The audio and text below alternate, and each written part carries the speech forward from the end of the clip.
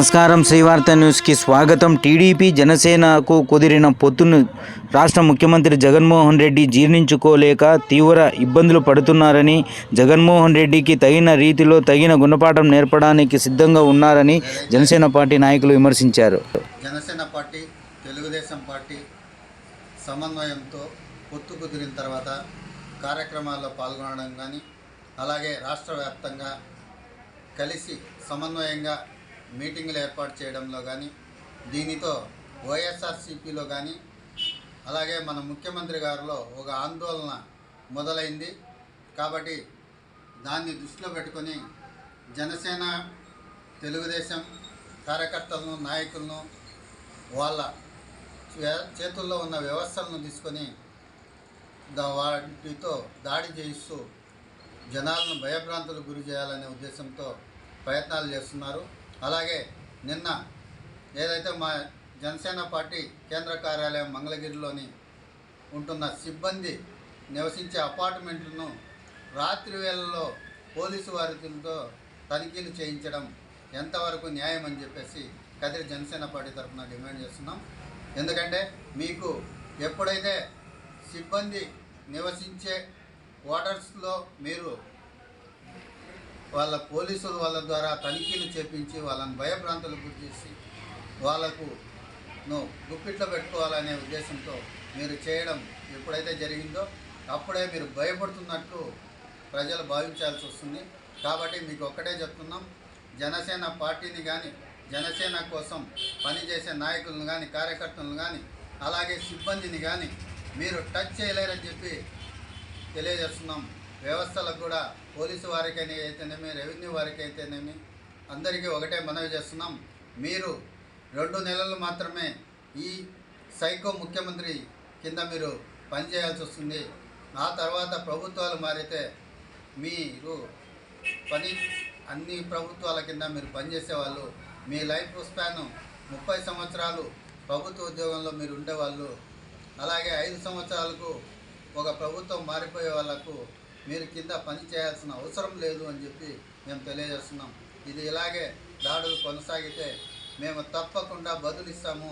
అలాగే ప్రజలు మీకు వైఎస్ఆర్సీపీ ప్రభుత్వానికి బంగాళాఖాతంలో రెడీ చేస్తున్నారు. బంగాళాఖాతంలో వేయడానికి కేవలం మీకు 45 రోజులు మాత్రమే వ్యవధి ఉంది అని చెప్పి మేము తెలియజేస్తున్నాం.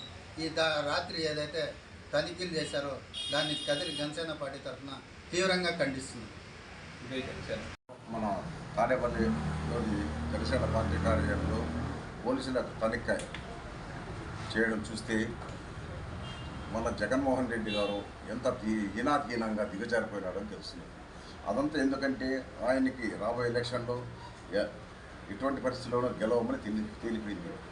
అది దృష్టిలో ఉంచుకొని ఎలాగైనా టీడీపీ జనసేన పార్టీ పొత్తు ఉన్నది కదా, వారిని ఎలాగైనా ఆగదొక్కాలనే ఉద్దేశంతో, వాళ్ళు స్విచ్ పెట్టాలనే ఉద్దేశంతో ఎన్నో కుయుక్తులు కుతంత్రాలు చేస్తున్నాడు. కానీ అటువంటివి జరగవని చెల్లవని తెలియజేస్తున్నాం. అంతేకాకుండా మన వ్యవస్థలను, పోలీస్ వ్యవస్థ కానీ, రెవెన్యూ వ్యవస్థ కానీ, ఇతర వ్యవస్థలను వారి అధికారాన్ని అడ్డుపెట్టుకొని నేటి ముఖ్యమంత్రి జగన్మోహన్ రెడ్డి గారు ఎన్నో అరాచక కార్యక్రమాలు చేస్తున్నాడు. అవంతా ప్రజలు గమనిస్తున్నారు. ప్రజలు నువ్వు చేసే జగన్మోహన్ రెడ్డి గారు మీరు చేసే ప్రతి ఒక్క అరాచక కార్యక్రమాన్ని ప్రజలు గమనిస్తున్నారు, దృష్టిలో పెట్టుకున్నారు. అందుకు సత్ఫలితంగా నువ్వు రాబోయే ఎలక్షన్లో ఇక 45 రోజుల్లో నీ యొక్క పార్టీని భూస్థాపితం చేసి నిన్ను గద్దెదించేది సత్యము అది జరగబోయేది ఇదే. కాబట్టి ఇటువంటి అరాచక కార్యక్రమానికి ఇంతటితోనైనా అడ్డకట్టు వేయాలని తెలియజేస్తాను. లేకపోతే నీకు మా పార్టీ అధికారం వచ్చిన తర్వాత ఇందుకు తగిన మూల్యం చెల్లించవలసి వస్తుందని ముందుగానే హెచ్చరిస్తున్నాం. కాబట్టి ఇటువంటి అరాచకాలు సృష్టించకుండా ప్రజాస్వామ్యంలో ప్రజాస్వామ్యంగా పోరాడి గెలిచి చూపించాలి సత్తాచాటంలో. కానీ ఇటువంటి అరాచకాలు చేయకూడదని ముందుగా జనసేన పార్టీ తరఫున, తెలుగుదేశం పార్టీన మీకు తెలియజేస్తున్నాం. జై జనసేన, జై జై జనసేన.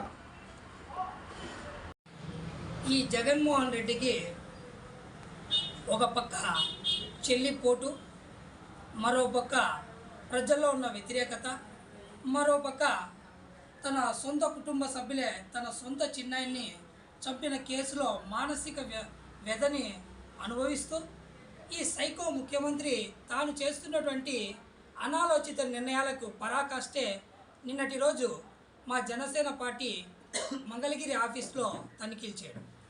అయ్యా జగన్మోహన్ రెడ్డి, మీరు తనిఖీలు చేయాల్సింది మా జనసేన పార్టీ కార్యాలయ సిబ్బంది గదులను కాదు.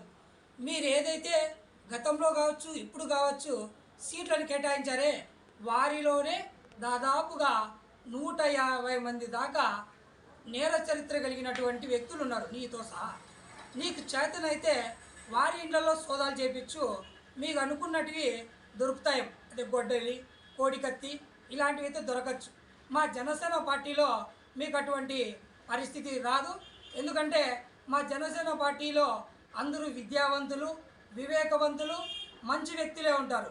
కేవలం మీ వైఎస్ఆర్సీపీ పార్టీలో మాత్రమే స్మగ్లర్లు, దగాకోర్లు, రౌడీలు ఇలా ఉంటారు.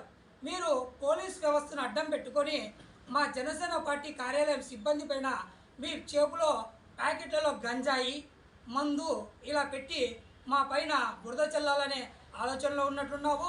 ఇప్పటికైనా నీ ఆలోచన మార్చుకో. లేని పక్షంలో ఇంకా మరొక నెల రోజులు అంతే.